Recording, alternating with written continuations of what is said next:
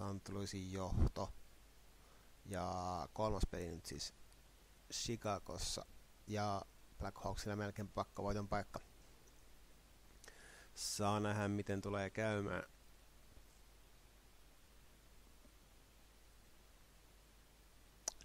Ensimmäinen tilanne ekassa erässä. Sain pientä myllyä sinne alueelle. Sitten pakki ehkä lähti pikkusen, antoi vähän turhaa siimaa ja sitten Bouwmeester pääsi rokottamaan 1-0 siitä vähän löysällä laukauksella.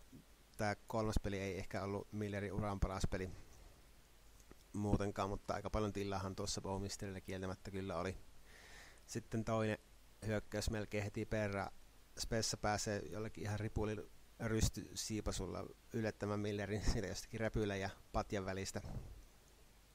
Taisi valahtaa maaliin ja toinen vähän helpompi maali heti putkeen ja ei tehnyt varmaan hyvää Chicagon ohjastajalle siinä välissä, kun pakkovoiton paikka ja 2 lurahusta mennyt ommiin heti ensimmäisen vitosen aikana, niin oli varmaan aika vaikea lähteä pelaamaan. Sieltä se jostakin patjärrällä välistä meni.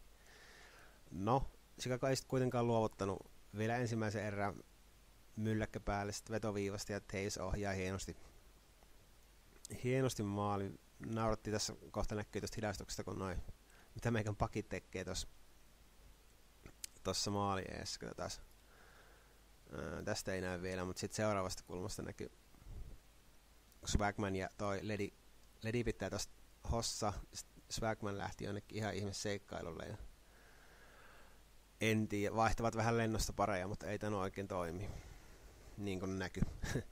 No, ei se mitään, eka erän jälkeen laukaukset 4-5 Chicagolle ja taklauksia mulla jopa ruhtinaallisesti 1 kappale. No, toka erän alussa ei hirveästi tapahtumia ollut. Ollaan tuossa loppupuolella, huono syöttö oli katkaistiin ja sitten Lehner pääsi esittelemään, siitä katkaistiin syöttöjä.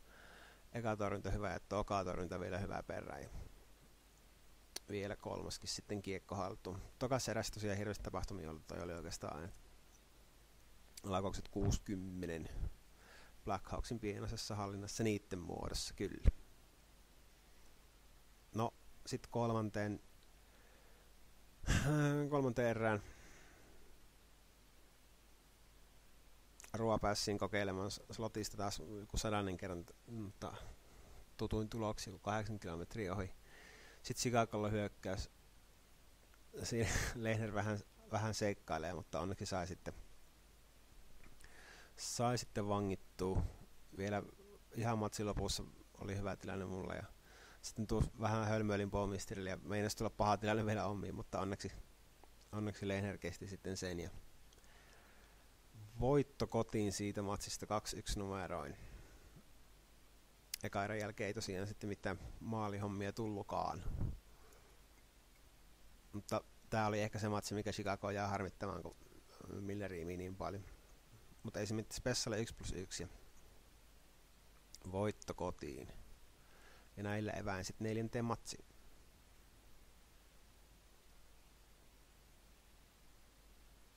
Jep. Ja 4. peliä pukkaa. Sarja siis 3-0 tilanteessa St. Louisille ja nyt jos koskaan sitten Chicagolle se pakkovoitto.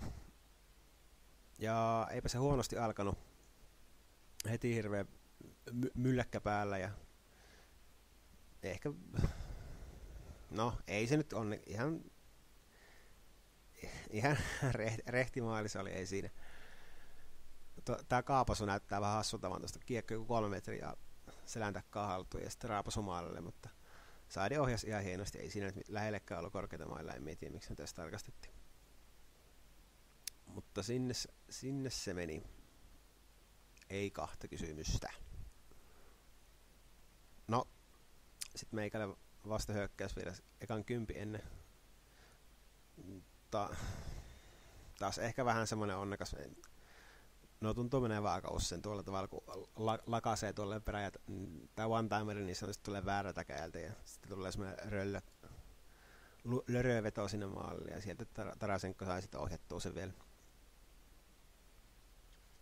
No, Chicago ei tästäkään vielä luovuttanut sieltä hienosti kulmasta keskelle, ja Taves teki ties kuinka monen maalinsa tähän sarjaan, ja taisi jopa mennä vähän, olikohan se Bowmisterin kinkusta vai mistä liekkään mennyt, mutta ainakin hakkas mailansa se raivokkaasti tuossa maalin jälkeen, että olisikohan omaksi maaliksi sitten, tai jostakin sieltä se kimpoili, mutta eipä siinä nyt niin ihmeellistä. Sitten Chicagolla taas hyvä tilanne, hässäkkä sillä päällä.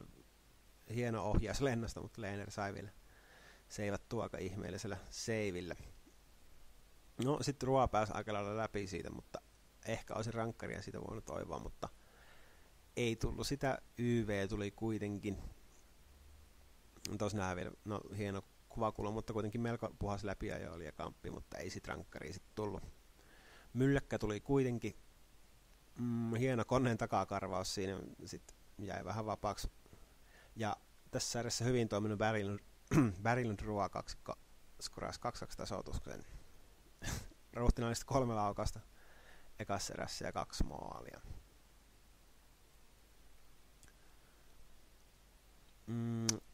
Sitten ollaan toisessa erässä. Milleriltä ehkä vähän